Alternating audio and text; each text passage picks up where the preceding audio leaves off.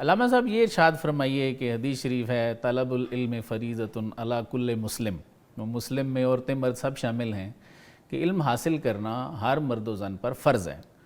تو سارا علم تو لامحدود ہے، پھر اس کی برانچز بے شمار ہیں. تو یہ ارشاد فرمائیے کہ کون سا علم فرض ہے اور کم از کم کتنا فرض ہے؟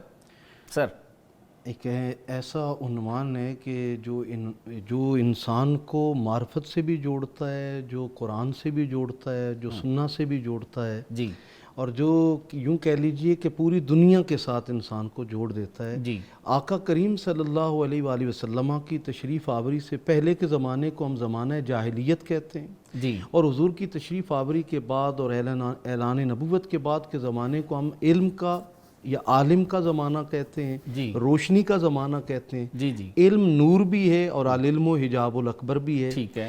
حجاب تب ہے جب بندے اور خدا کے درمیان پردہ تب بنتا ہے جب علم تکبر پیدا کرے، اور جب انسان کے اندر عاجزی اور انکساری پیدا کرے وہ علم خدا سے جوڑتا ہے.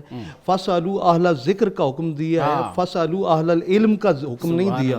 اہل ذکر بھی وہی ہوتے ہیں جو اہل علم ہوں. کہیں فرمایا فصل بہی خبیرہ، کسی باخبر سے پوچھ. اب وہ جو باخبر ہے، جو اہل ذکر ہیں، ہاں، وہ اہل ذکر وہ ہیں کہ جن کی فقط زبان نہیں حرکت کرتی، ان کا دل مولانا بھی کا ایک واصل کلام باللہ یاد ہوتا آ ہے. رہا ہے، حضرت کو بھی پسند آئے گا. آپ فرماتے ہیں نزد کسب نشیں کہ او از دل خبردارت. کسی ایسے کے پاس بیٹھنا جس کو دل سے خبریں آتی ہیں. دلا نزد کسی بنشین کہ او از دل خبردار. سبحان اللہ، سبحان اللہ.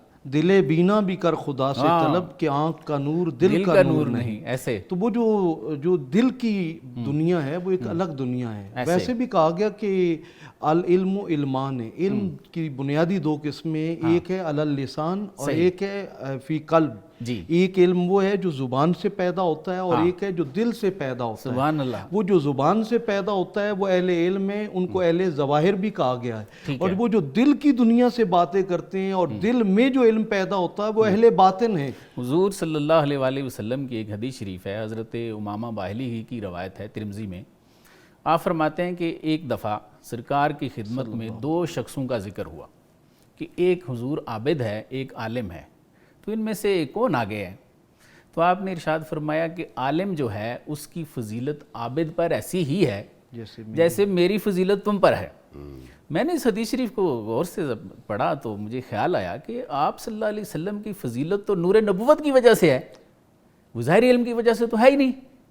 کیا فرماتے ہیں؟ اب جو علم کی جب ہم بات کرتے ہیں نا، جی، تو ہمیں علم کا سب سے بڑا ذخیرہ ہمارے پاس قرآن حکیم ہے، جس کو ایک طرف یہ کہتا ہے ہدی للناس اور دوسری طرف کہتا ہے ہدی للمتقین. جی، اس کا مطلب یہ ہے کہ یہ ہدایت انسانیت کے لیے بھی ہے اور مومنوں کے لیے بھی ہے. تو یہ ہدایت دونوں کے لیے کیسے ہوگا؟ فرمایا کہ جو وہ عام انسان ہیں ان کے لیے ہدایت ہے اراء الطریق، فقط راستہ دکھاتا ہے. ٹھیک ہے. لیکن جب مومن اس طرف بڑھتا ہے تو ایصال الی المطلوب، یہ ہاتھ پکڑ کے خدا سے ملا دیتا ہے، واصل باللہ کر دیتا ہے. واہ. اب قرآن حکیم ہی ہمیں یہ پیغام دیتا ہے یضل بہ کثیرا ویہدی بہ کثیرا. قرآن کے ٹائٹل سے بہت سارے لوگ گمراہ بھی ہوتے ہیں اور بہت سو کو ہدایت بھی ملتی ہے. بالکل ایسے. اب آگے قرآن حکیم نے خود وضاحت کی وما یضل بہ الا الفاسقین. قرآن کے راستے سے گمراہ وہ ہوتا ہے جو فاسق ہے. ٹھیک.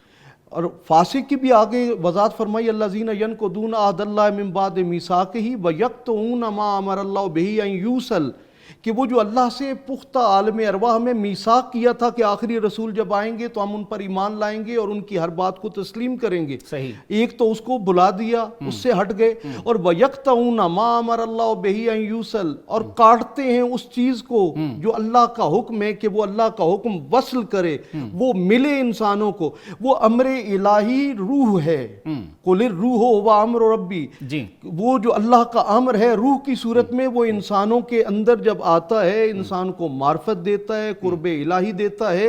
تو جو گمراہ ہوتا ہے قرآن کے راستے سے، وہ من کی دنیا کے اندر جو پیدا ہونے والے معرفت کے چراغ ہیں انہیں بجھانا چاہتے ہیں. اور قرآن کہتا ہے جو معرفت کے چراغوں کو بجھاتا ہے وہ قرآن سے گمراہی لے رہا ہے.